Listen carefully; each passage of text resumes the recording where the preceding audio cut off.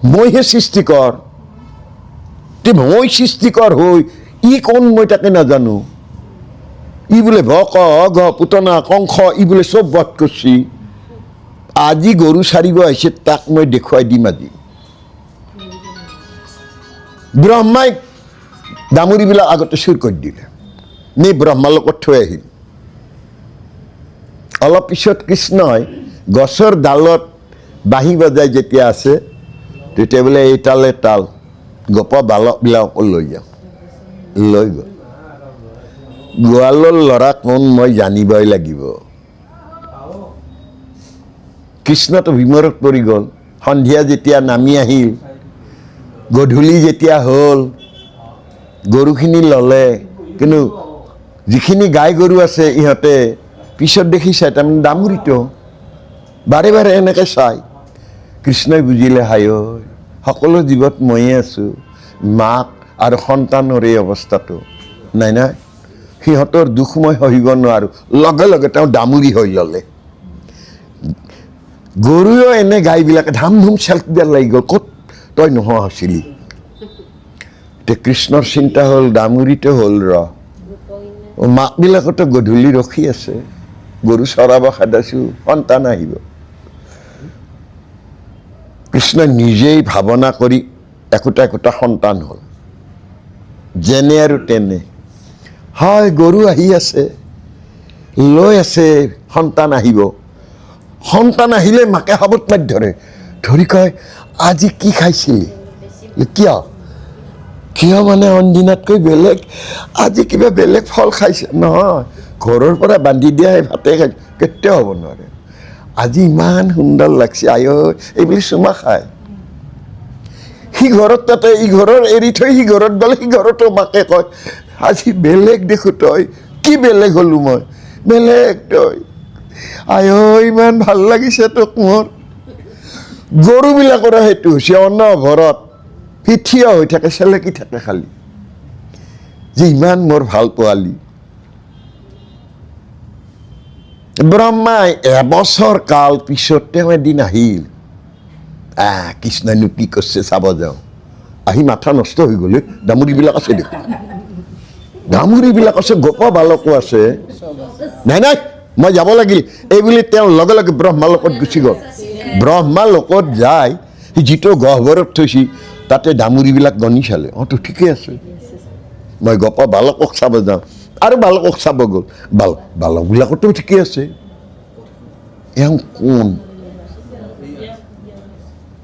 এওঁ কোন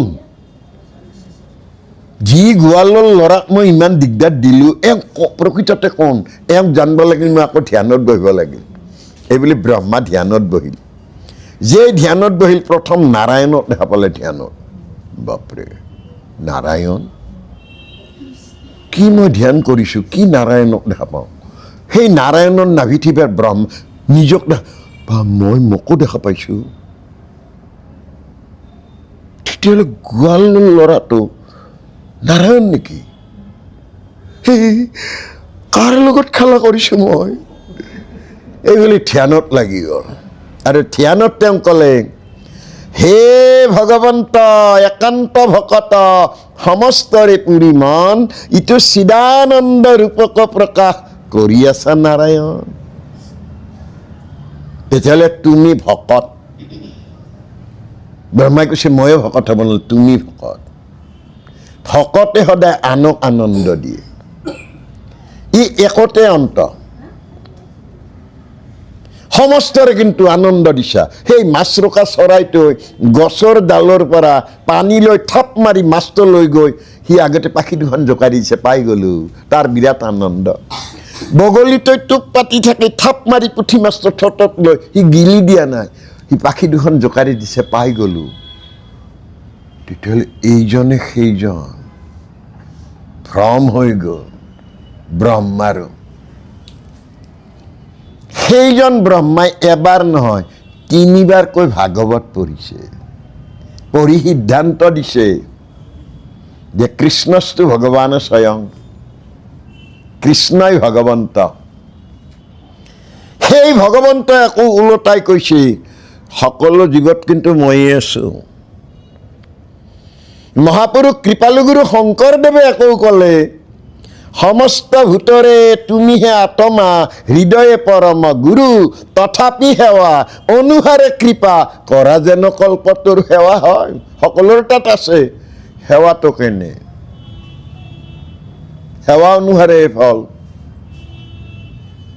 এতিয়া যিয়ে পোনে এশৰণটো লৈছি, সিও সেৱাই কৰছি, নবীকৰণটো দিছি। আছো দিয়ক, মই সেইদিনা আহিব নোৱাৰিলোঁ, বেলেগত কৈছি, মই সেনেকৈ খৰৰ হেৰি কৰি থাকিব নোৱাৰোঁ, আমাৰ সেই দেউতায়ো লৈছিল আৰু ময়ো লৈ থৈ দিছোঁ, লৈ থৈ দিছি। তেতিয়াহ'লে সেৱা অনুসাৰে আমি সেৱা কি কৰিম? মই এটা নিদৰ্শনৰ কাৰণেহে ক'লোঁ। ধৰি লওক মানুহ এঘৰৰ ঘৰত নাম সেৱাৰ অনুষ্ঠান, নামঘৰীয়া আহি পোৱা নাই, কিবা এটা বেমেজালি লাগি তেওঁৰ দেৰি হৈছে। যিজনে আহিছে সেইজনে গৃহস্থক কৈছে, নামঘৰীয়া অহা নাই, এই কাম আছে ইমানবিলাক। কিন্তু যাই সেৱা পৰায়ণ, তেওঁ কৈছে, মই কটাৰী হৈছে অনা নাই, কটাৰীখন দিবচোন, এনেই নাথাকোঁ আৰু কামখিনি আগুৱাই থাকক। তেওঁৰ মনত এটা ভাৱনা ল'লে, বা মই দিয়া 4টা গুৱা পাণ থাপনাত উঠিব, আজি মই ধন্য হ'লোঁ। মই কটা কল কুঁহিয়াৰ শৰাইত উঠিব, এই সুবিধা আজি পালোঁ প্ৰভু, এইটো সুবিধা যেন মই সদায় পাওঁ। এইটো সেৱাৰ ৰস। আমি কিন্তু সেৱা চোৰ।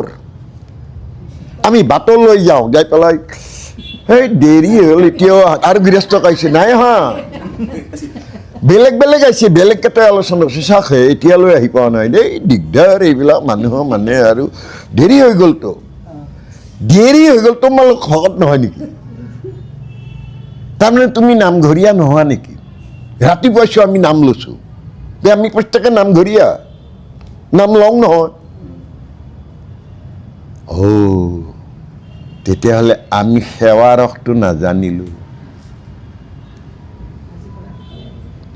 কথা সৰু, গভীৰ। আমি চিন্তিত হ'ব লাগিব, এয়া গুৰু কৰ্মৰ কাৰণে মই শৰণ লৈছোঁ, ইয়াত আৰু বাধা ক'ত? মই কৰিম, আৰু ভাগ্যৱন্ত বুলি ভাবিব লাগে। মুখত মই গামোচাখন মেৰিয়াই ল'লোঁ, লৈ মই কামখিনি কৰিব লাগে।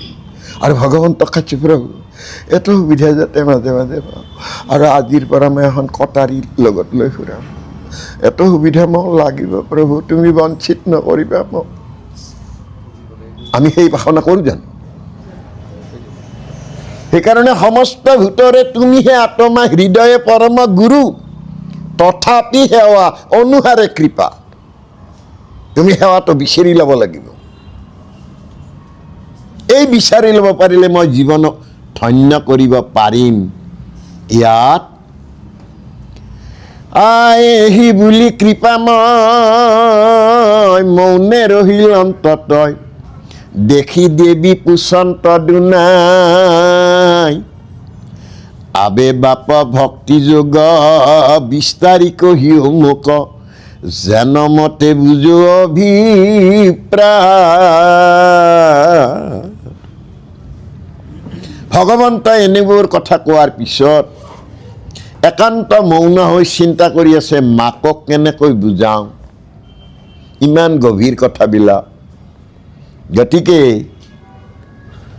মাকে কিন্তু কৈছে, বাপা তুমি মোৰ দেহৰ ৰস খাই 9 মাহ 10 দিন গৰ্ভত থাকি সংসাৰলৈ আহিছা, মই কিন্তু অনুভৱ কৰিছোঁ তোমাৰ পৰা মই তৰিম, মোক দিব লাগিব বাপা, মই বিস্তাৰি কওঁ, মই যাতে ইয়াৰ অভিপ্ৰায়বিলাক বুজোঁ, ভক্তি কৰিলে কি লাভ হয়, মোক কথাটো ক'ব লাগিব। নাৰী বৰ আচলতে ভগৱন্তৰ সৃষ্টিৰ শ্ৰেষ্ঠতম সম্পদ। ব্ৰহ্মায়ো য'ত কৈছিল যে প্ৰভু কি এনে সৃষ্টি কৰি আছে, ইমান সময় লাগে, এনে এটা বস্তু সৃষ্টি কৰি আছোঁ, জগতৰ সমস্ত জীৱ তেওঁক তাত আহিব, প্ৰকৃতিতহে পুৰুষৰ উৎপত্তি হ'ব। নাৰী সুন্দৰীৰো সুন্দৰী, দয়াৰ আধাৰ, কৃপাৰ সাগৰ নাৰীবিলাক, আৰু নাৰীক আৰু এটা গুণ মই দিলোঁ, তেওঁলোক জ্ঞান পিপাসু, সেইকাৰণে গোপিনী নাম দিলে। তেওঁলোকে সদায় জ্ঞান পিপাসু। এইটোৰ কাৰণে তেওঁ ক'লে, মই তৰিলে বাপা নহ'ব, জীৱ জগতখন তৰিব লাগে। মই যেনেকে নাজানো সেনেকেতো নাজানা বহুত আছে। তাৰমানে নাৰীয়ে নিজে জনাটো অকল নিবিচাৰে, আৰু 10 জনে জানক।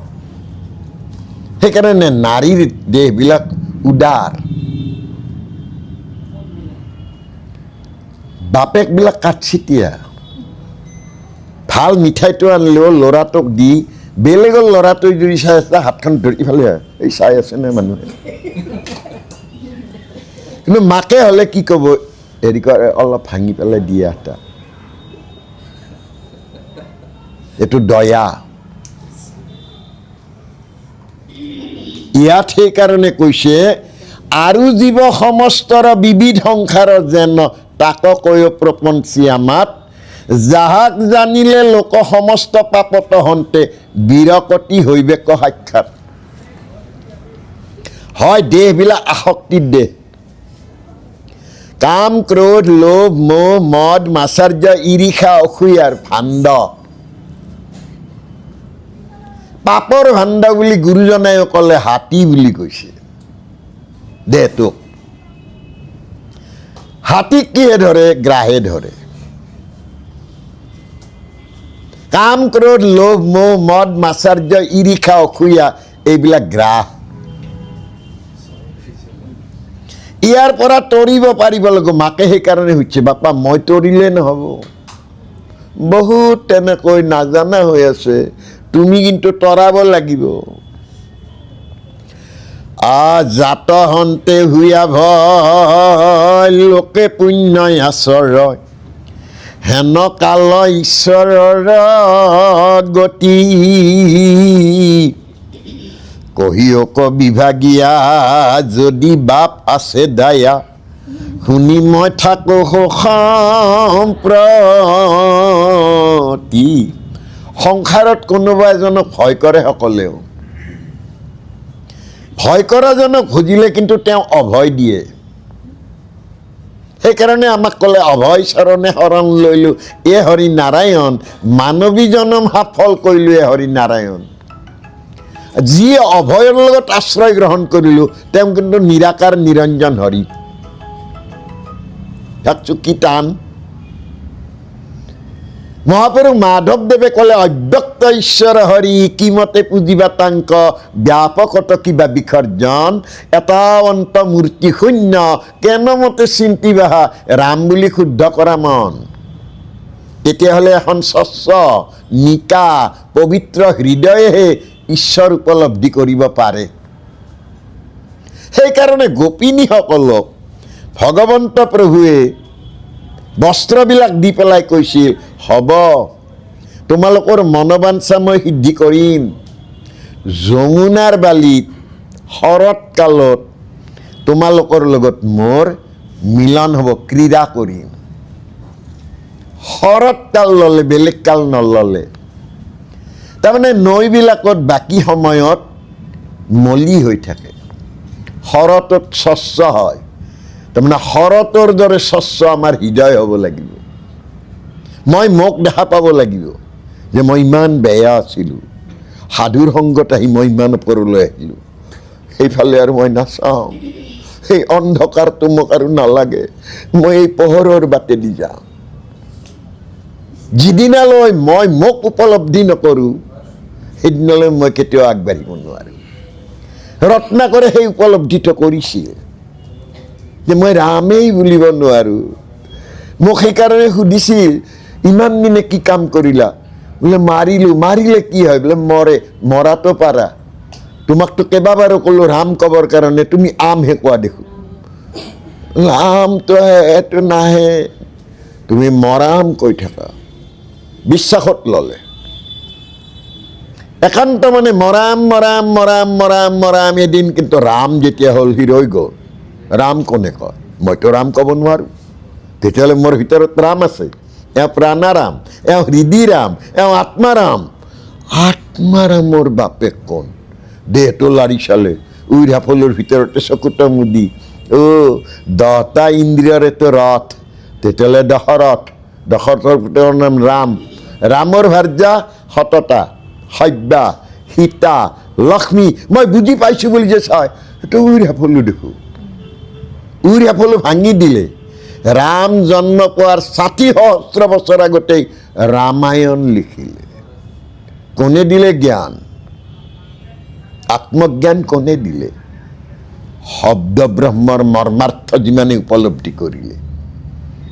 তেতিয়াহ'লে আমি জন্মান্তেই শূদ্ৰা, জন্ম পাওঁতে আমি সকলো শূদ্ৰ, অজ্ঞান। সংস্কাৰে ভাৱে দ্বিজ। আমি যেতিয়া শৰণ ল'লোঁ, আমি দ্বিতীয় জন্ম পালোঁ। ব্ৰাহ্মণৰ ল'ৰাক লগুণদানী দিয়ে। বেদ পাঠে ভৱেদ বিপ্ৰ। বেদ মানে জ্ঞান। জ্ঞান যেতিয়া আলাপ কৰিব পাৰিলোঁ, মই বিপ্ৰ হ'লোঁ। কৃষ্ণৰ লগত অৱন্তিপুৰত সান্দীপনী মুনিৰ ওচৰত বিপ্ৰ দামোদৰ কৃষ্ণই সখী হৈ তেওঁ তাতে শিক্ষা গ্ৰহণ কৰিছে। কৃষ্ণ দ্বাৰকালৈ গুচি গ'ল। তেওঁ কিন্তু ঘৰত আহি সকলোৱে ক'লে, যদিও তুমি শিকি বুজি আহিলা, তুমি সাংসাৰিক হ'ব লাগিব। তেওঁ বিয়াও কৰালে, ল'ৰা ছোৱালী বাপেকো হ'ল। কিন্তু সন্ধিয়া আহিলে ঘৈণীয়ে কয়, একোৱে নাপালেনে? বোলে মই কি কৰিম, বেদবিলাক মই পাঠ কৰি শুনালোঁ, সকলোকে শুনে গুচি যায় কাষেদি। এদিন কিন্তু ক'লে, হয় শুনে গুচি যায়, তুমি কিন্তু যাক মাতব লাগে তাক মাতা নাই। বোলে কাক? কি কাক? তুমিতো মোক বিয়া কৰা আনি কৈছিলা অৱন্তিপুৰত সান্দীপনী মুনিৰ ওচৰত, কাৰোবাৰ লগত সখী হৈছিলা তুমি? কাৰ লগত সখী হৈছোঁ তাকো পাহৰি গৈছা। মোৰ কিন্তু মনত আছে, তুমি কোৱা কোনোবা কৃষ্ণ, কৃষ্ণ মোৰ সখী। পাহৰি আছা যে। এতিয়াই যাম মই, উধাটো নাখাবা, কিবা অলপ লৈ যোৱা। মই ৪ ঘৰ মানুহৰ ঘৰত গৈ অকণমান ভিক্ষা খুজি আনো। টপলা। আমাৰ সমাজত কয়, টপলা দেখিলে টপলি নাচে, নাই টপলি সমাজ বাচে। কিবা এটা হাতত লৈ গ'লে গৃহস্থই আপোনাক অলপ এইটো বৰ ডাঙৰ কথা। তাতে কিন্তু তেওঁ নিজৰে লাজ লাগিছে, বা লক্ষ্মীয়ে মোক ভৰি ধুৱাই দিছে, ভগৱন্তই মোৰ ভৰিৰ চৰণৰ কাঁইট উলিয়াই দিছে, তেওঁৰ আসনত মোক দিছে, লক্ষ্মী আয়ে বিচি আছে। বাপৰে ক'ত আহি পাইছোঁ। গতিকে এইহেন মোৰ লেতেৰা ধুতিখনৰ চিৰা কাপোৰত বান্ধি অনা তেওঁ লুকাইহে থয়। কিন্তু কৃষ্ণইতো অন্তৰ্যামী। তেওঁ কিন্তু বাৰে বাৰে সুধিছে, বোলে সখী তুমিতো সাংসাৰিক হ'লা? বোলে হৈছোঁ। তোমাৰ ভাৰ্যাগৰাকীয়ে কেতিয়াও মোৰ নাম নুলিয়াই নে? তেওঁ কয়, সখী আৰু বৈষয়িক কথাৰ মাজত কিয় মোক লৈ যা? তেওঁ আনন্দ মনে ক'ব লাগিছিল, সখী মই পাহৰি আছিলোঁ, তোমাৰ কথাটো মোৰ সখীয়ে, মোৰ ভাৰ্যাহে মনত কৰি, সেইটো ক'ব লাগিছিল, নক'লে। তাৰ পৰা 2টা চৰিত্ৰ আহিল। পুৰুষে নাৰীক আগবাঢ়ি যোৱাত সিমান ভাল নাপায়।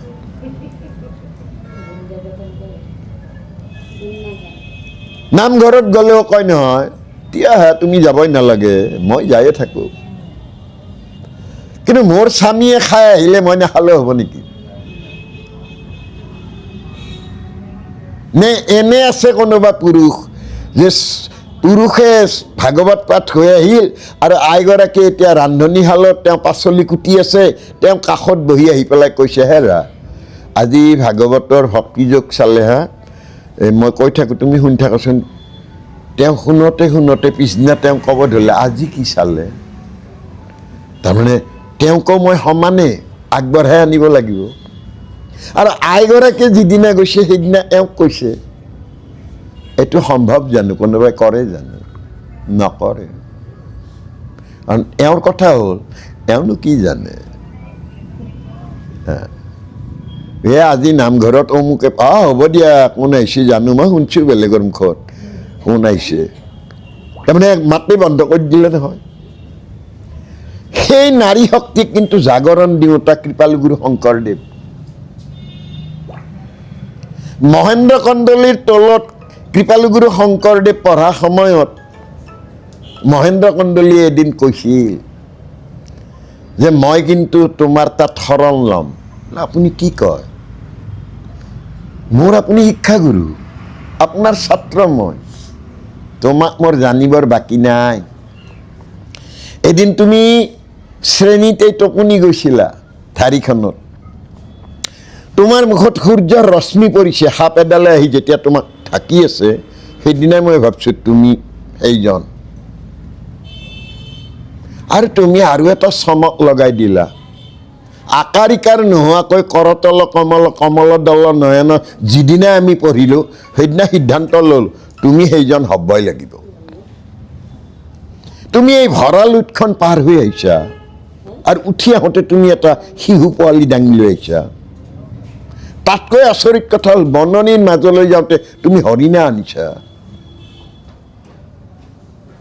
তাতকৈও কিন্তু মই আৰু আচৰিত পাওঁ তোমাক তুমি সপ্ত বৈকুণ্ঠ যিদিনা দেখুৱাই দিলা সেইদিনা মই সিদ্ধান্ত ল'লোঁ তুমি তেওঁ হ'বই লাগিব শৰণ ল'ম আজি ৰাতি উপবাসে থাকিম ৰাতিপুৱাই আহিম কিন্তু গুৰুজনা বিমৰত পৰি গ'ল শিক্ষাগুৰু কেনেকৈ দিম মই নিদিম মই বাণীটো দিম তেওঁৰ আগত দিম ৰাতিৰ ভিতৰতে গোপী উদ্ধৱ সংবাদ লিখিলে লিখি ৰাতিপুৱা তেওঁ সকলো আহি আছে ৰাম ৰাম গুৰু আহিছে সকলো যেতিয়া আহিছে তেওঁক আহি কৈছে আমি এতিয়া শৰণ ল'ব আহিছোঁ তেওঁ কৈছে শৰণ লোৱা বস্তুটো মোৰ জন্ম হৈছে সন্তান কিন্তু বস্ত্ৰ নাই যে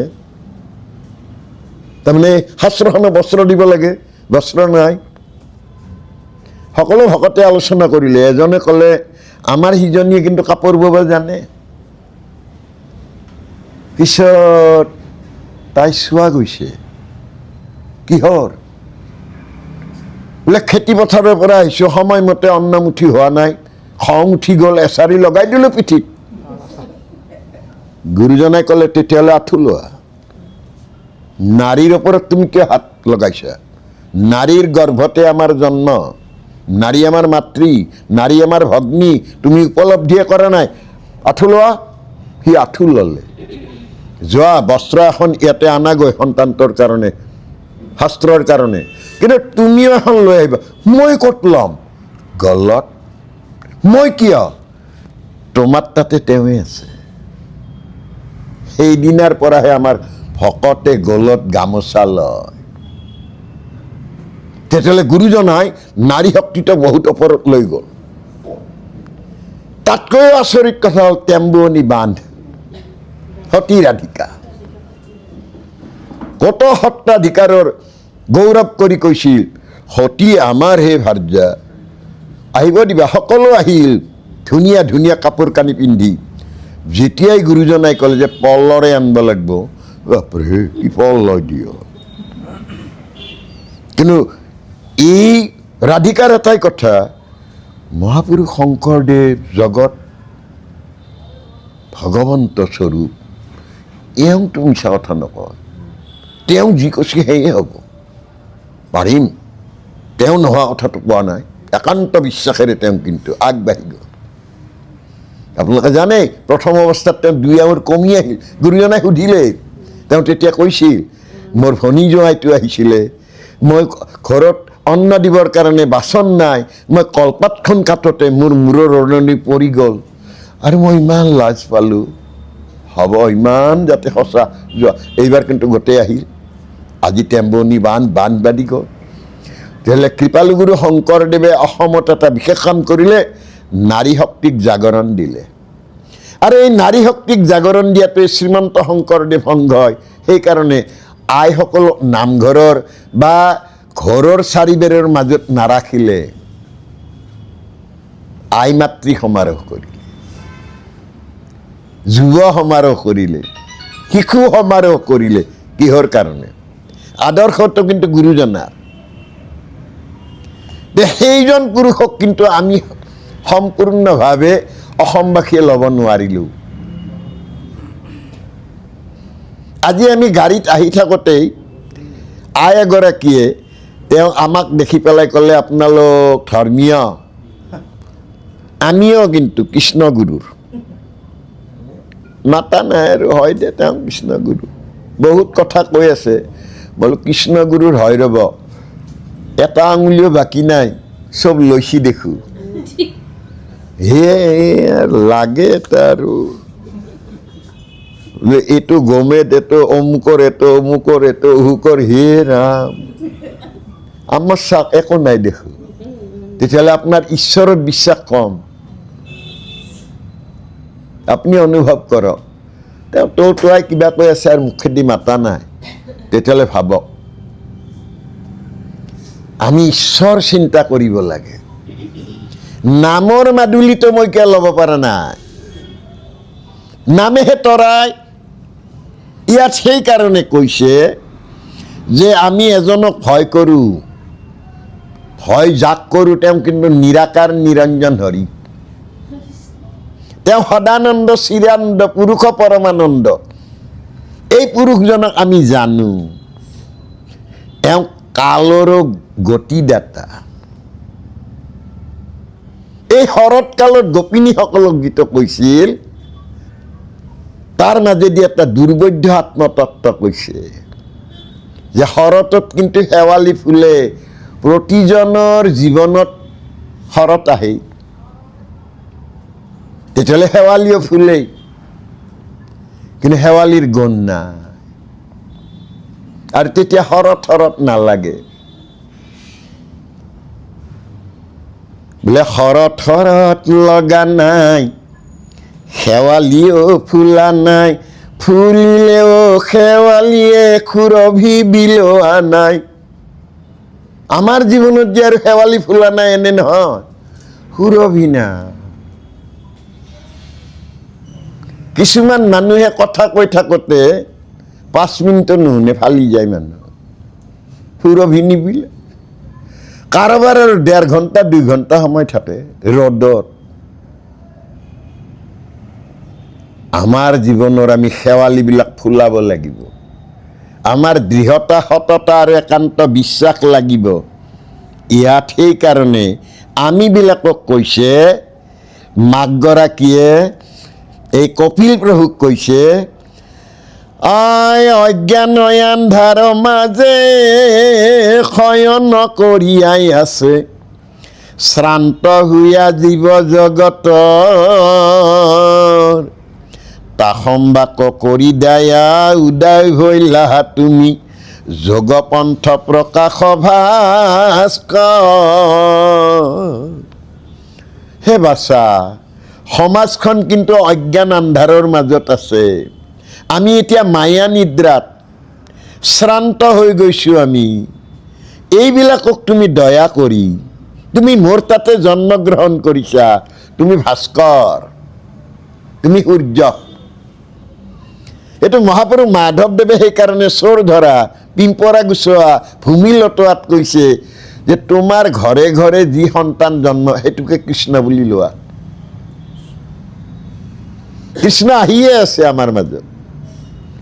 কাৰণ কৃষ্ণটো শিশুটোক দেখাওঁতে মোৰ আনন্দ আহে নহয়। বাটৰে কাৰ হয় চাওঁ, একলা লৈ যাওঁ, আনন্দ আহিছে। আমি সেই চিন নাপাওঁ। আমাক কাঠল লাগে, শিলল লাগে, আমাৰ তাতে সেই আনন্দ। তেতিয়াহ'লে আমি নাজানিলোঁ, আমি নুবুজিলোঁ। তাকো বুজাবৰ কাৰণে উদ্ধৱৰ দ্বাৰা কৃষ্ণক, উদ্ধৱে যেতিয়া কৈছিল যে মোকো তুমি লৈ যোৱা, বোলে নাই, তুমি আমি চলি গ'লে মিলিবে বিপাক। নহয়, মোক লগত লৈ যোৱা। নহয় প্ৰাণবান্ধৱ উদ্ধৱ, তুমি থাকিব লাগিব। ইয়াত থাকিলে তোমাক ক'ত পাম? ভগৱন্তই ক'লে, কিয়? মই ভাগৱতত থাকিম। কৃপালুগুৰু শংকৰদেৱে পৰম তত্ত্বটো উপলব্ধি কৰিলে। বা, উদ্ধৱক কৈ গ'ল ভগৱন্তই ভাগৱতত থাকিম। তেওঁ 10ম থোৱা কৰিলে, ভাগৱতত থাকিব।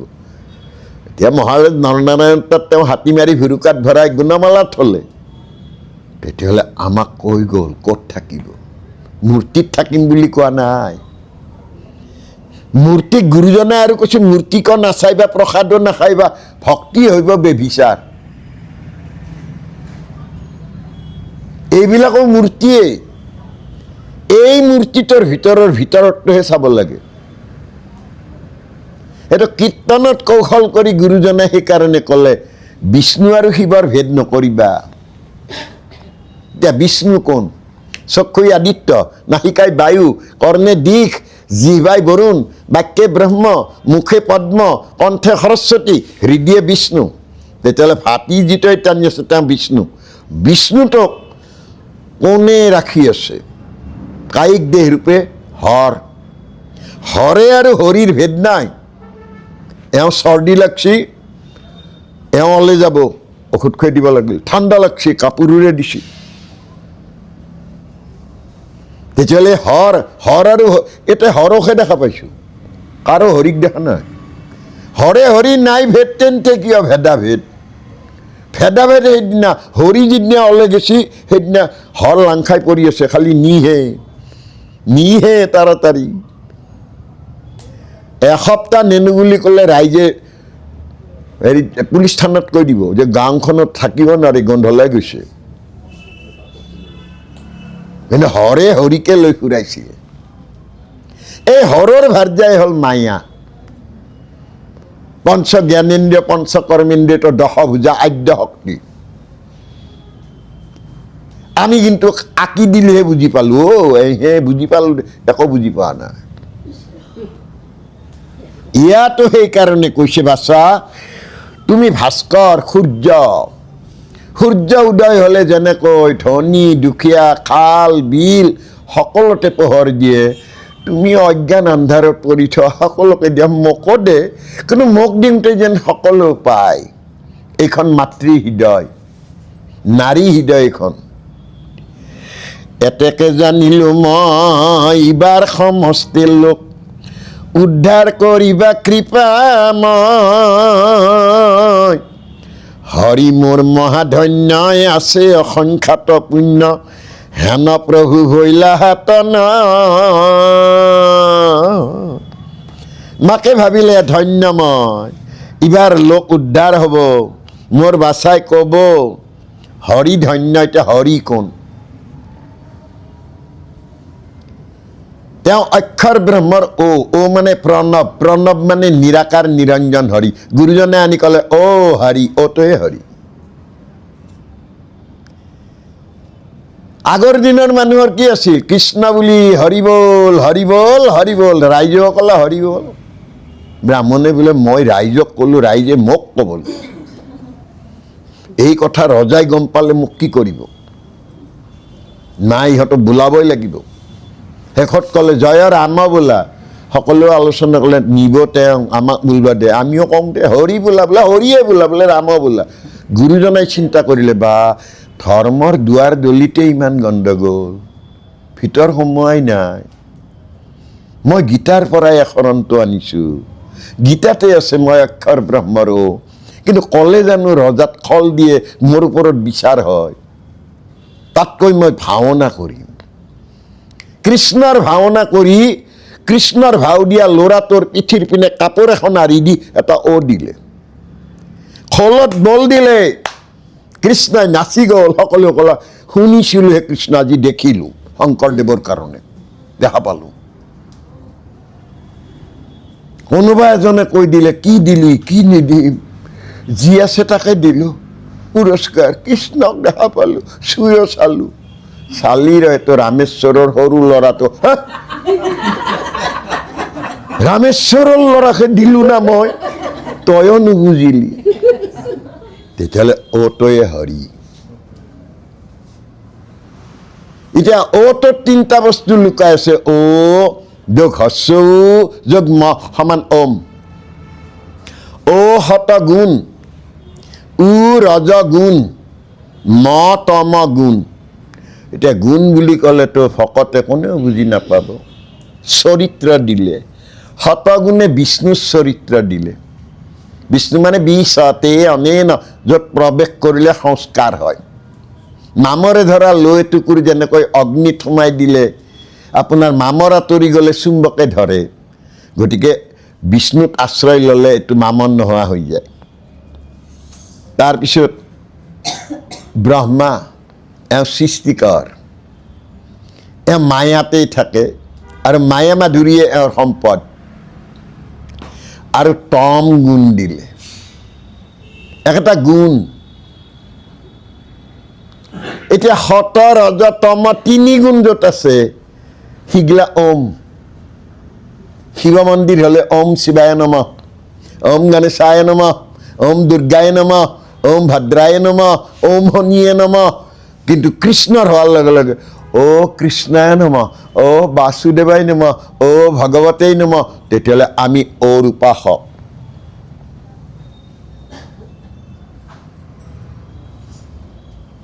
আৰু ঋষি মুনি যোগী সন্ন্যাসী অটব্য অৰণ্যৰ মাজলৈ গৈ ধ্যানমগ্ন যেতিয়া হয়, তেতিয়াহ'লে ক'ৰ পৰা উৎপত্তি কৰে সি? নাভিনাদৰ পৰা, হিৰণ্যগৰ্ভৰ পৰা শব্দৰ উৎপত্তি কৰে। ইয়াত সেইকাৰণে কৈছে হৰি মোৰ মহাধন্য আছে অসংখ্যাত পুণ্য, হেন প্ৰভু হৈলাহে তনয়। তেতিয়াহ'লে মাতৃবিলাকৰ তাতে ভগৱন্ত আহে। আমি কিন্তু ভগৱন্ত জ্ঞান নকৰোঁ, উপলব্ধি নকৰোঁ। পৰৰ কথা মতে আমি সিহঁতক দাবী ধমকি দিওঁ। কৃষ্ণকো দিছিল, বলৰামৰ লগত সিহঁতক কৈছিল মাটি খাইছিল। শেষত মুখ মেলি চালে, চাই যশোদাই একেবাৰে বিশ্ব ব্ৰহ্মাণ্ড দেখিলে, গ্ৰহ তৰা নক্ষত্ৰ দেখিলে, শেষত নিজকে দেখা পালে। তেতিয়াহ'লে প্ৰতিটা সন্তান ভগৱন্ত। ভগৱন্ত নিগদতি ধন্য ধন্য মহামতী, মনুৰ নন্দিনী মোৰ মা। ভাল তজু ভৈল মতি সংসাৰ তৰিলায়াতি, তুষ্ট ভৈল দেখি তজু ভাৱ।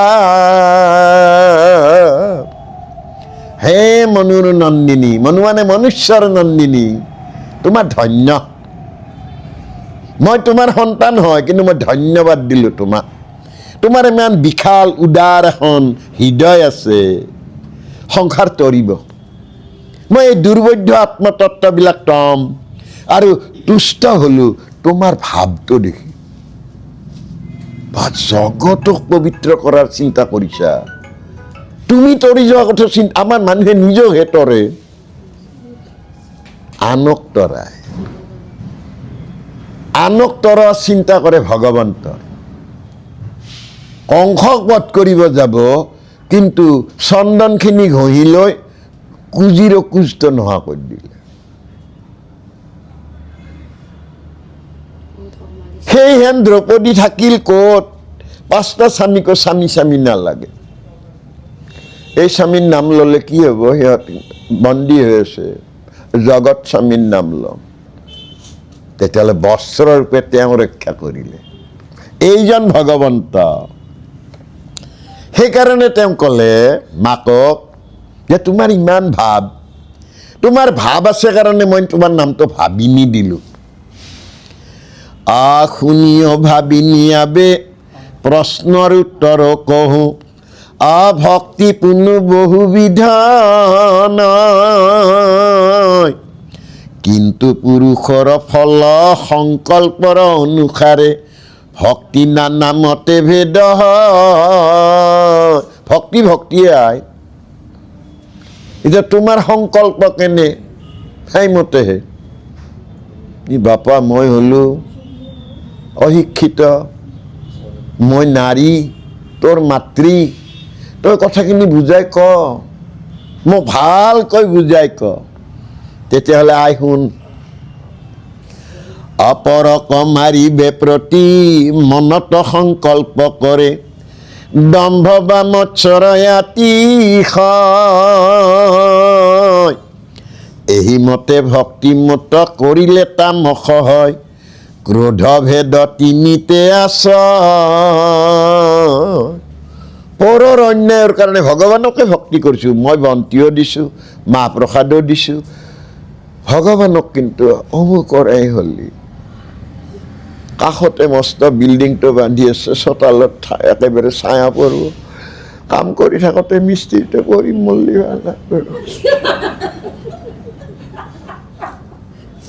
পৰৰ অন্যায়ৰ কাৰণে কৰি আছে, খাটিছে ভগৱন্ত। কৈছে আই এইটো কিন্তু ভক্তিয়ে। কি ভক্তি এইটো? বোলে তো তামসিক লাগব না, ই বাপা নালাগে এনেই ভক্তি, ল'ব পাৰা এইটো এটা ভক্তি, নালাগে না, সহজ দিয়ে বাপা, তই মোৰ সন্তান, মোৰ 9 মাহ 10 দিন তই মোৰ তাত আছে, মোৰ দেহৰ ৰস খাইতো ডাঙৰ দীঘল হৈছে, মোৰ মাতৃক সহজটো দি, হয় নেকি? সহজটো দেওঁতে তেতিয়াহ'লে বিষয়ত কৰি আশা যশবাই ঐশ্বৰ্য চাই অপ্ৰতিমাত মোহক পূজয়, তিনিও প্ৰকাৰ ইটো ৰাজস ভকতি মাত্ৰ, তজু আগে কহিলো নিশ্চয়। আই বিষয় বাসনাৰ কাৰণে ভগৱন্তক খুজিব পাৰি। এটা কাঠৰ শিলৰ মাটিৰ বনাই লৈ যশং দেহি ধনং দেহি বিদ্যাং দেহি এনেকৈ খুজিব পাৰাই, এইটো কিন্তু একেবাৰে সহজটো। বাপা মই কৰিম ৰ, কাঠত তই শিলত তই মাতব না, কেনেকৈ মাতিব? এইটো আৰু কি ভক্তি? বোলে ৰজাবিলাকে প্ৰজাবিলাক অধৰ্মী নহবৰ কাৰণে এইটো এটা ব্যৱস্থা কৰিছিল, কাঠৰ শিলৰ মাটিত ভজা। বাপা মই এইটো নালাগে, তোৰ মাতৃ মোক ভালটো দিব টান পা, ইয়াই ভাল কৰিব লাগিলে সাধনা লাগব, কওঁ নকওঁ কিয় সেইটো? আই মই কি ক'ম তোমাক, চকুৰ সাধনা লাগব। চকু দি চালিহে গণ্ডগোলটো লাগি যায়, নাচালিতো নহয়। গতিকে চকু অৰ্ধ নিমিলিত। দেৱাদিদেৱ মহাদেৱে এনেকৈ থকা নাই, এনেকৈ আছে, অৰ্ধ নিমিলিত হ'ব লাগিব, তেতিয়া নতুনকৈ পাপ আৰু সোমাব নোৱাৰে। ভগৱন্তৰ গুণনাম জপ কৰি থাকিলে পাপবিলাক নোহোৱাই হৈ যাব, পুণ্য আহি থাকিব। পাপ মোৰ হৌক নাশ ভগৱন্ত হৌক প্ৰীতি, নুহি অৱশ্যকে বিধি মানি, ইতিনি প্ৰকাৰে ভক্তি কৰিলে সাত্বিক বুলি নিশ্চয় মই কহিলোঁ বখানি। এইটো কিন্তু সাত্বিকাই, আগে পাপ নোহোৱা কৰিব লাগিব। একুৰা জুই যেতিয়া জ্বলে তেতিয়া বতাহখিনি তালৈ বায়ুটো আহি যায়, তাত থকা বায়ুখিনি খাই পেলাহি তালৈকে আহি যায়। জুইকুৰা আৰু বাঢ়ি, মানুহ কয় নহয় হে জুইকুৰা বাঢ়িয়ে যাব ধৰিছে, বাঢ়ি যাব, তালৈকে বায়ুৰ আক্ৰমণ হৈছে। মই পাপ নাশ কৰিব লাগিব, মই নতুনকৈ পাপ হোৱাৰ মই সুবিধা দিব নালাগিব, চকুৰ সাধনা। সেইকাৰণে আইসকলক দৰ্শন কৰাৰ লগে লগে আমি চৰণ চাব লাগে, চৰণ চাই পেলাই ক'ব লাগে কৃষ্ণ আই। তেওঁৰ মুখ চাব গ'লে কিন্তু ৰূপ ৰস গন্ধ স্পৰ্শ শব্দত লাগি গ'ল। আৰু তেনেকুৱা ভকতবিলাকে বাটত যাওঁতে, অধিৱেশনৰ পৰা বা কিবা অনুষ্ঠানৰ পৰা বাটত যাওঁতে চিনিয়ে নাপালে, তো কাৰ কইনা? বোলে অমুকৰ। ঠগ আছে, ঠগ আছে। হেৰি সোনকালে যদি মিটিং শেষ হয় সোমাই যাম দে এপাক। কিহৰ কাৰণে সোমাই? ঠগটোৰ কাৰণে।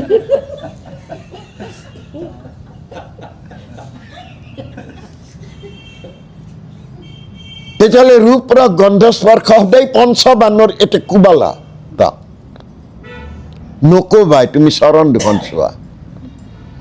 সেই আইগৰাকীৰ চৰণ সেই দুখন নহয়, সেই দুখন বিষ্ণুৰ চৰণ। কাৰণ চক্ষুই আদিত্য, নাহিকাই বায়ু, কৰ্ণে দিশ, জিহ্বাই বৰুণ, বাক্যে ব্ৰহ্ম, মুখে পদ্ম, কণ্ঠে সৰস্বতী, হৃদয়ে বিষ্ণু, নাভিয়ে পদ্মনাভ, লিংগে প্ৰজাপতি, গুজ্জে মিত্ৰ, চৰণে বিষ্ণু। যুধিষ্ঠিৰে যেতিয়া যজ্ঞ কৰিলে তেতিয়া কৃষ্ণই কৈছিল, হে ধৰ্মৰাজ, তোমাৰ যজ্ঞলৈ কিন্তু পাহাৰ কন্দৰৰ পৰা ঋষি মুনি যোগী সন্যাসীবিলাক খোজ খোজকৈ আহি আছে, চৰণ কোনে ধুৱাব? হাজাৰ ৰজা হৈছে যুধিষ্ঠিৰ এটা ৰাজসিক চিন্তাত আছে সেইটো চিন্তাৰ কাৰণ নাই নহয় কত চাকৰ বাকৰ আছে কৃষ্ণই ক'লে চাকৰ বাকৰে ধুৱাব নালাগে মইহে ধুৱাম ইছ প্ৰভু আপুনি ধুৱাব মই ধুৱাব লাগিব যিমান ঋষিমুনি আহি আছে সকলোৰে ভাঠিটো ময়ে টানি আছো আৰু মই টানাৰ কাৰণে ভৰি দুখন আহি আছে ভৰি দুখন মৰেই কৃপালু গুৰু শংকৰদেৱে সেই আদৰ্শটো আনি আমাৰ পানীৰ ব্যৱস্থাটো কৰিলে তেতিয়াহ'লে আমি চৰণ যুগ স্নান কৰোঁতে আমি স্নান কৰিব লাগে ভৰি চৰণ দুখনক ধুৱাবলৈ তাৰমানে ভগৱন্তক ধোৱা মই নহয় নহয় মই তেওঁৰ চৰণ দুখন ধুব লাগে তাৰপিছত জলৰূপী নাৰায়ণ নৰৰূপী নাৰায়ণ নাৰায়ণৰ নাম লৈয়া শুদ্ধ কৰোঁ আমি চিত্তকায়া মোক স্নান কৰিব পাৰিব লাগিব যদি পুৰুষ হয় তেতিয়াহ'লে সি পোন মাৰিব লাগিব আজিকালিতো বস্তুটো নহয়ে হৈ গ'ল আজিকালি এনভেলপ পিন্ধে এটা ইয়াতে পিন্ধি ল'লে তললৈ থাকিল ৰাতিপুৱা চোতাল সাৰিবই নালাগে সেইটো লৈ ঘূৰিলে তেতিয়াহ'লে আমাৰ মাজৰ পৰা সংস্কৃতি গুচি গ'ল অৰণিতো শেষেই আচলতে অৰণি চাৰিটা অৱস্থাত হ'ব লাগে এটা গুৰু সেৱাত জগত স্বামীৰ ওচৰলৈ আহিছোঁ দ্বিতীয় ভগৱন্তই ক'লে মোক নাপালে তুমি ভকতেই ভগৱন্ত কিন্তু ভকতক সেৱা কৰোঁতে 3 নম্বৰটো হ'ল মই যেতিয়া খৰাহিটোত চাউল ল'ম তেতিয়া গৃহে ভাৰ্যা লক্ষ্মী এই চাউলখিনি মই গণি পেলাই কেতিয়া ৰান্ধিম এতে চাউলৰ মহামিলন ময় মিলন ঘটাই দিলোঁ 4 হ'ল গুৰুদেৱ নাম ভকত মই গোটেই যাব দিব নোৱাৰোঁ কৃষ্ণক ৰাখিলোঁ মই অন্ন ৰন্ধন কৰি যেতিয়া দিবলৈ গৈছে এয়া মোৰ শাহু এয়া মোৰ মা এয়া মোৰ ল'ৰা এইটো মোৰ স্বামী সকলোৰে হৃদয়ত কিন্তু তেওঁৱেই আছে অৰ্পণ নহ'লে একো ফল নধৰা তেওঁ অৰ্পণ দিব লাগে সেইকাৰণে বিবাহৰ দিনাখন পিতৃগৃহৰ পৰা আহোঁতে কেইটামান বস্তু লৈ আহিব লাগে সত্যটো লৈ আহিব লাগে সত্যই ভগৱান আজি মোৰ নিবৰ পিতৃগৃহৰ পৰা মোৰ নিবৰ একো নাই সত্যটো লৈ যাম শৌচ এটা পবিত্ৰ হৃদয় এখন লৈ যাম ক্ষমা দয়া লৈ যাম মই এই সম্পদখিনি লৈ আহিব লাগে সেইকাৰণ সেইদিনাখন তেওঁৰ এটা নতুন জীৱনৰ আৰম্ভণি তেওঁ জীয়াৰী আছিল অলপ আগতে তেওঁ নোৱালে তেওঁক ধুৱালে জীয়াৰী জীৱনটো নলাই দি উটি গ'ল তেওঁৰ আজি কিন্তু পিন্ধাই উৰাই তেওঁক লৈ আহিছে বোলে বোৱাৰী জীৱনটো চাবা উজুতিৰ নাই বোলে লেখ মাহ হালধিৰে নোৱাওঁতেই সিদিনা জীয়াৰী জীৱনৰ শেষ বোৱাৰী জীৱনটো সাংঘাতিক জীৱন ছোৱালীটো আৰু ঘৰখন চাব যোৱা নাই মাক বাপেক ভায়েক এইবিলাকে কৈছে গোটেই বেয়া নহয় ল'ৰাটো এনেকুৱা ল'ৰাটোৰ কথা তাই মনত ভাবলৈ দিন আহিছিল লাজতে চাবই নোৱাৰিলোঁ সেইটোহে ল'ৰা কোনবা আছে ভনীয়েক আছে বোলে অমুক আছে ক'বই ন অৰ্থাৎ যুগে যুগে নাৰী জয়ী হৈছে এখন বেলেগ ঘৰত যায় সমাজ বেলেগ গাঁও বেলেগ অথচ তাত সকলো পৰিৱেশ তেওঁ সামৰি লয় নাৰীয়ে কোন এইজন নাৰীক এই মহাদানকৰ্তা কোন ভগৱন্ত কাৰণ নাৰীগৰাকী এটা বিশ্বাস লৈ যায় প্ৰভু তোমাকে তেতিয়াহ'লে বোৱাৰী জীৱনটো চাবা উজুতিৰ নাই বোলে লেখ মাহ হালধিৰেই নোৱাওঁতেই সিদিনা জীয়াৰী জীৱনৰ শেষ সাহস দিব লাগে স্বামীয়ে যে তুমি নকৰিবা ভয়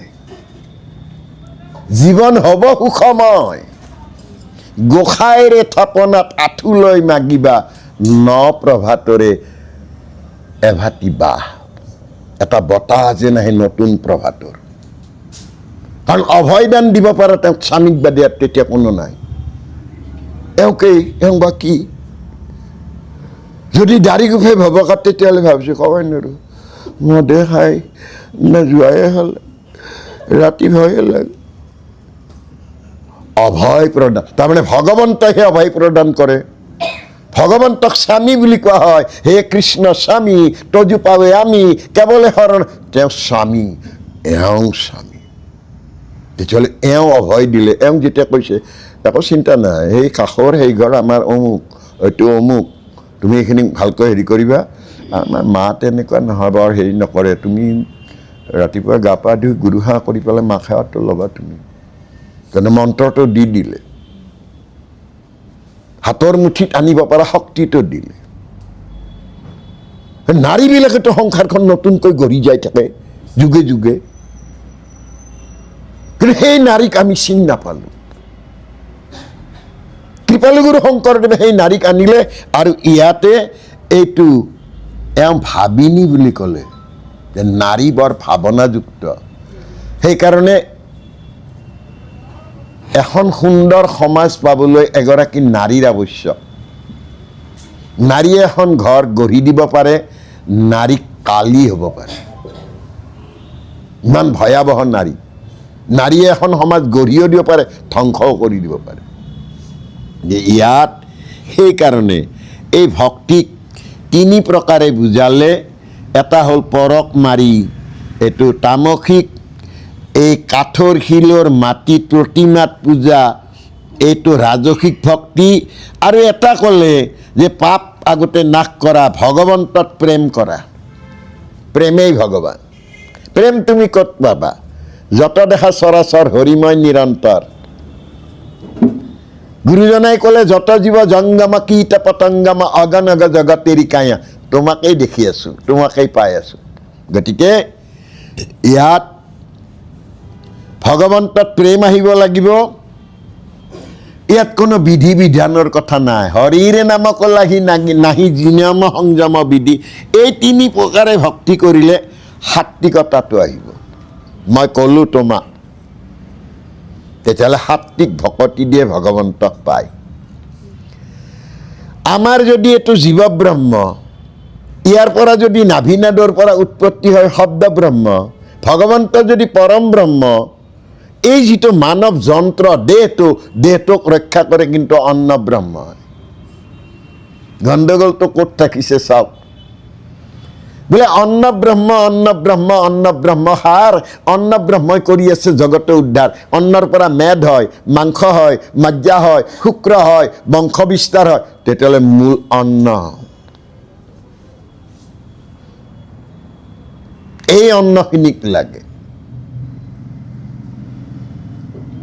এই অন্নৰ কাৰণে গোটেই পিতামহ ভীষ্ম আনকি সৰসজ্জাত থাকিবলগীয়া হৈ গ'ল। অন্ন। সেই পিতামহ সৰসজ্জাত থকাৰ পিছত যেতিয়া বেয়া তেজবিলাক ওলাই গৈছিল, তেতিয়া এবাৰ মনত ভাবিছিল গোটেই যুদ্ধখনত কিন্তু এজনে চলোৱা লাগিল, কৃষ্ণকে যেন লাগিল। সেই কৃষ্ণক আজি মৃত্যুৰ সময়ত এবাৰ চাই যাব পাৰিলে। এই ভাৱনা যেতিয়া আহিল, কৃষ্ণ অন্তৰ্যামীয়ে গম পালে, পঞ্চপাণ্ডৱক ক'লে বলা নীতি শিক্ষা ল'ব পাৰিবা ভীষ্মৰ পৰা। তেওঁ গংগাৰ পুত্ৰ, তেওঁ আচলতে দেৱব্ৰত। এই ইন্দ্ৰিয়বিলাকক ব্ৰতত ৰাখি পেলাই তেওঁ নিষ্ঠাবান এজন হৈ পৰিছিল। এওঁ যেতিয়া আহি পালে, তেওঁ এটাই কথা যে পানী। দুৰ্যোধনে কিন্তু এটা ভাণ্ডত পানী আনি দিছিল তেওঁ। কৃষ্ণই কিন্তু হাঁহি মাৰি অৰ্জুনকে কৈছিল ভীষ্মক পানী দিয়া। বুজিলে, ইংগিততে বুজিলে। তেওঁ পাতাল ভেদ কৰি পানী আনি দিলে, অৰ্থাৎ মাকৰ লগত সংযোগ, গংগা আনি দিলে মুখত। তেতিয়া ভীষ্মই কিন্তু বৰ ডাঙৰ কথা ক'লে, আঙুলিটো আই চিনাইব লাগিলা ভীষ্মে মেলিয়া আঙ্গুলি, এহন্থেশ্বৰ কৃষ্ণ কাল অংক বুলি। এওঁ কাল সিদ্ধান্ত মৃত্যুৰ মুহূৰ্তত। তেতিয়া কালক চিনি নাপালা। কেতিয়া চিনি পালে? বেয়া বস্তুগিলা দেহাৰ পৰা ওলাই যোৱাৰ পিছত। আমিবিলাকো সেইকাৰণে সচেতন হ'ব লাগে। পাৰিলে নোখোৱাই ভাল হ'ব আৰু। নাখালে মানুহটো নমৰে, ফল এটা খাবা, থাকিম তেনেকৈয়ে। সেইবুলি তুমি এটা মাৰ্গৰ জখলা এপাত তুমি গৈ আছা, এদিন খোৱাৰ লগে লগে 4 খোজ তুমি পিছুৱাই আহিলা, এইখিনি আৰ্জিব লাগিলে আৰু বহুত দিন লাগিব। নাখাওঁ, নোৱাৰি। আমাৰ বহু ভকতেই পোৱা যায়, ক'ত যাবলৈ জিলাৰ মিটিং আছে, গামোচা আনছো, আনিছোঁ, আনিছে, বেগত আছে। গাড়ীৰ পৰা নামি গৈ থাকোঁতে ধাম ধুম, কিয় ঘৰৰ পৰা তুমি ভকত নহয়, অভকত। তাতে লেবেল লোৱা ভকত হলা তুমি, এই ভকত নহবা। ভকত হ'বলৈ ভাৱনা হবা, আৰু ভকত হ'ব লাগিলে ভাৱনাই দি ভক্তি কৰিবা। ভক্তিত চুক্তি নাই। সেইকাৰণে মাধৱদেৱে ক'লে ভগৱন্ত ভক্তিযুক্ত পুৰুষৰ আত্মবোধ। এই আত্মবোধটো মোৰ কিয় নাহিল? মই একেবাৰে 12 সত্য খাইছোঁ, কিন্তু দণ্ডাবত হৈছোঁ। ইয়াত মোৰ লাজৰ কথা নাই। আমি অৱশ্যে সেই গাড়ীত সেইটো পাওঁ। আমাৰে বাপ বান্ধৱ, আমি হয়তো পিছফাল দি চিটি বাছত উঠিলোঁ, তেওঁ সেই আগফাল দি উঠিল, দেখাৰ লগে লগে বাপ কৃষ্ণ। নামাৰ পিছত কিন্তু কৈছোঁ, বাপৰ কথা গাড়ীতে আৰু সেইটো আটা পাদ্য। তাৰমানে মোৰ অসমৰ ভূমিত ময়েই মোৰ বাপ বান্ধৱটোক মাতিব লাজ কৰোঁ। নামিলিহে কয়, এ বাপ গাড়ীত আৰু কিয় মাতে? ইয়াতকৈ দুৰ্ভাগ্য আৰু কিবা আছে নেকি? ইয়াত সেইকাৰণে কৈছে যে শুনিয়ক সভাসদ 3 স্কন্ধৰ পদ, বুজিয়ক ভক্তিৰ নিৰ্ণয়, সগুণ ভকতি যত কৰি তাংক পৰিহাৰ, নিৰ্গুণক কৰি আশ্ৰয়। মই আৰম্ভণিত সেইকাৰণে কৈছিলোঁ আমি নিৰ্গুণ চিন্তাতে আহিছোঁ। হয়, দেহ মোৰ গুণময়, 17তম আহিছোঁ। বাপগৰাকীৰ চোতাল পাওঁতে কিন্তু পানী যেতিয়া ভৰিত দি দিলোঁ, আমাৰ ৰজ আৰু তমগুণটো শান্ত হ'ল, 100 গুণেদি আহিলোঁ। বহাওঁতেও কিন্তু কৃষ্ণ, বহিলোঁ তেতিয়াহ'লে স্থিতি। সেইকাৰণে আমাৰ উঠা উঠি কাৰবাৰ নাই। অলপ সময় চাম, আমি সকলোৰে ঘৰ বাৰী ল'ৰা ছোৱালী সতি সন্ততি আছে, সময় আমি নাপাওঁ। অকণমান সময় পাওঁ, সেইখিনি কিন্তু মই মজবুত কৰি ৰাখিম। কাৰণ আজিৰ দিনটোৰ উপাৰ্জন অহাকালিৰ দিনটোৰ মূলধন। মই কিবা নিব আহিছোঁ ইয়াৰ পৰা, আৰু এইটোৱে অমৃত, এইটো নামামৃত, এইটো কৰ্ণামৃত, এইটো বাক্যামৃত, এইটো শব্দামৃত। কৃপালুগুৰু শংকৰদেৱে ক'লে এইটো জ্ঞানামৃত। কিন্তু ই অকল জ্ঞানামৃত, গোপিনীসকলতো অধৰামৃত, অথেদি বাগৰি অমৃত বুলি ক'লে। গুৰুজনাই ক'লে নহয়, ই জ্ঞানৰ এটা বন্তি জ্বলায়। কাৰণ মিঠাতেলৰ চাকিটো এদিন নুমাই যাব তেল নিদিলে, কিন্তু এটা জ্ঞানৰ বন্তি যদি এবাৰ হৃদয়ত জ্বলে, ইহকালৰ পৰা পৰকাললৈ জ্বলিব। তেতিয়াহ'লে গুৰুজনে আমাক এটা বন্তি দিলে, জ্ঞান বন্তি। এই জ্ঞান বন্তিৰ কাৰণে মই জনমটোক মোক সাৰ্থক কৰিব লাগে। এই জনম সাৰ্থক কৰাটোৱে লাগে মোক। মইতো একো নিব নোৱাৰোঁ, আৰু আহোঁতেও মই একো অনা নাই। মই এটি নাঙত দেহ লৈ আহিছোঁ। বেলেগে মোক বস্ত্ৰ দিলে, বেলেগে পঢ়ুৱালে, বেলেগে জ্ঞান দিলে, আৰু যাবৰ সময়ত সকলো তুমি একো নিব নোৱাৰা। যি অকণমান বগা কফিন এটা মোক কাপোৰ অকণমান দিছিল, চিতাত তুলি দিওঁতে সেইখন টান মাৰি লৈ আহিছে। তেতিয়াহ'লে আমি যদি নিবই নোৱাৰোঁ, এটা বস্তু নিব পাৰোঁ, নাম।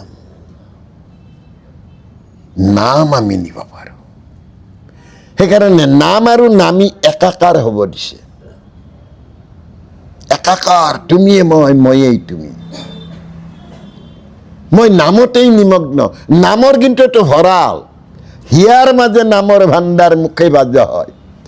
আপোনাৰ ভঁৰাল হ'লি এখন দৰ্জা থাকে, সেইফালেদি ধান কাটা থয়, আৰু লাগা হ'লি 2 মোন উলিয়ায়। তেতিয়াহ'লেতো নামৰ ভাণ্ড। আমি থ'ব লাগে, থওঁতে থ'ব লাগিব এইফালেদি, উলিয়াওঁতে উলিয়াব লাগিব এইফালেদি। ইয়াত সেইকাৰণে ক'লে দেখা কেন কৃপা কৰি আপুনি কহন্ত হৰি, অভকতিৰ কৰি নানা ভাগ এতেকে নিৰ্গুণ ভক্তি ধৰি অক দৃঢ় কৰি তেবে ঈশ্বৰক পাইবা নিৰ্গুণ ভক্তি লোৱা ভক্তি হৰিক পাবা তুমি কিন্তু গুণময় কিন্তু গুণময় হৈ কিন্তু নিৰ্গুণক ইতিমধ্যে 12 সত্য খাই লৈছা তুমি নিৰ্গুণৰ লগত তোমাৰ প্ৰেম হৈছে নে না প্ৰেম ৰূপে ভগৱন্ত ই ভক্তি প্ৰেম ই গুণময় নহয় নিৰ্গুণময় প্ৰেম মই তোমাৰ পৰা কিবা বিচাৰি মই নহয় মোক কি দিয়া নাই তুমি সদায় সেইটো কথাই ক'ব লাগে যে পৃথিৱীৰ একেবাৰে মূৰ্খজন কৰি মোক দিলা মইতো শাস্ত্ৰ নাজানো জ্ঞান নাই একো নাজানো তোমাৰ ওচৰত আহোঁ মোৰ ধন টকা পইচা এইবিলাকৰ কথা নাই মৃত্যুৰ মুহূৰ্তত যাতে তোমাৰ নামটো নাপাহৰোঁ মোক যেন আনি আহি ক'ব লগা নহয় বেলেগ বাদ দিয়ক ৰাম বুলি নকয় সেইটোহে ক'ব মই জানো সেইটো ক'লিহে হ'ব মানে মই মাৰা যাম ইমান দিনৰ ভকত হৈ শেষত তেওঁ কৈ আছে সেইটোতো জানোৱে মই কিন্তু সেইটো ক'লিয়েহে হ'ব ডাঙৰ বাপা আহিছে না ডাঙৰ বাপাক লাগে কাষত বোলে সি আহি পোৱা নাই এনেতে জীয়েক আহি পালে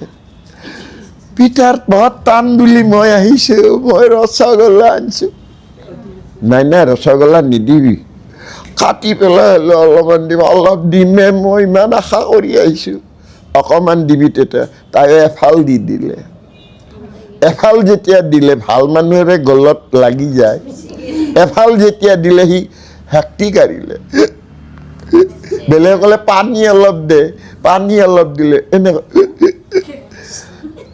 বেলেগে কান্দিলে তাই কিন্তু ক'লে আই মোৰ ৰসগোল্লাৰ কাৰণে ৰখি আছিল তোৰ ৰসগোল্লাৰ কাৰণে ৰখি আছিল নে তই মাৰিলি আহি পেলাই তেওঁ কিবা কাৰণত ৰাম ক'লে হয় তই কোৱাৰ সুবিধাও বন্ধ কৰি দিলি নহয় তেতিয়াহ'লে সকলো অসাৰ গুৰুজনাই কোৱাৰ দৰে পুত্ৰ পৰিবাৰ সবহু অসাৰ মোৰ সাৰ তেওঁ তাতে মোৰ তুমিয়ে সেই অনাদিৰ আদি কাৰণৰ কাৰণ আদি নিৰঞ্জন নাৰায়ণ বিষ্ণু কৃষ্ণ তোমাৰ দুখানি অভয় চৰণ তলত কায়মন বাক্যে একান্তভাৱে সুদৃঢ় বিশ্বাস মই আশ্ৰয় গ্ৰহণ কৰিছোঁ মই অন্য একো নাজানো অনন্তজনী পৰিভ্ৰমণ কৰি এইবাৰ দুৰ্লভ মনুষ্য জন্মত উপলব্ধি কৰিছোঁ তুমি এই সত্য আৰু সনাতন ইয়াতো সেইকাৰণে ক'লে নম নম দীনবন্ধু কৃষ্ণদেৱ কৃপা সিন্ধু তজোপাৱে পখিলো শৰণ গুণময় ভক্তি ছয় স্বপ্নতন হুকমূৰ এহি মানে কৰহ পাৰ্থ গুণময় ভক্তিবিলাক মই সপোনতো নাহোঁ কিন্তু আমাৰ হ'লে 3 দিন পিছত বিবাহ বাহৰত পাৰি দে একো নহয়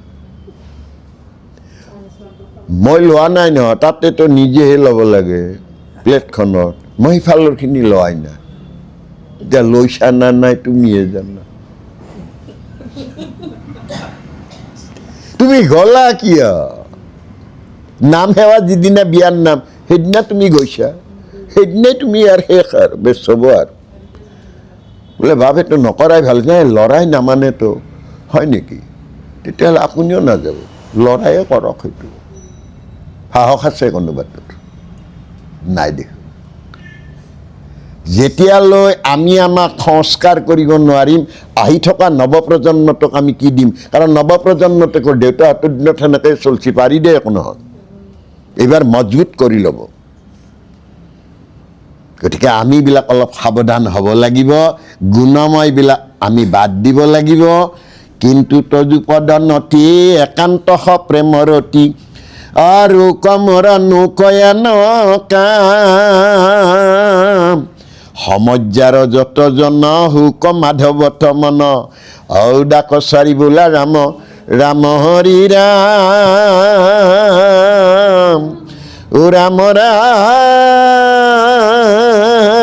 ৰাম ৰাম কৃষ্ণ শঙ্কৰ গুৰু হৰি ৰাম হৰি ৰাম কৃষ্ণ কৃষ্ণ হৰি